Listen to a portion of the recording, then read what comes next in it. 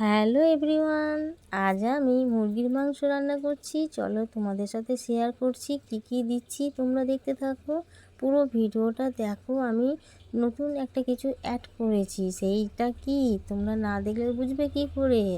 তবে আমি মেথি ফোড়ন দিয়ে মাংসটা রান্না করেছি। তোমরা কি কোনোদিন বাড়িতে করেছো? তবে একদিন করে দেখো, দেখবে দুর্দান্ত লাগে খেতে।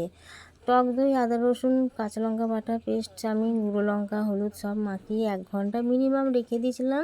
তারপরে মেথি ফোড়ন, গোটা গরম মশলা, শুকনো লঙ্কা, তেজপাতা, জিরে ফোড়নে দিয়ে পেঁয়াজ দিয়ে টমেটো দিয়ে ভাজা ভাজা করে মাংস দিয়ে কষিয়ে উষ্ণ গরম জল দিয়ে ফুটিয়ে নামিয়ে নিলাম। আমার রান্না কমপ্লিট। আমার ভিডিও তোমাদের ভালো লাগলে একটা কমেন্ট করে জানিও, আর চ্যানেলটাকে প্লিজ সাবস্ক্রাইব করে দিয়ে যেও। আজকের মতন এই পর্যন্তই, টাটা।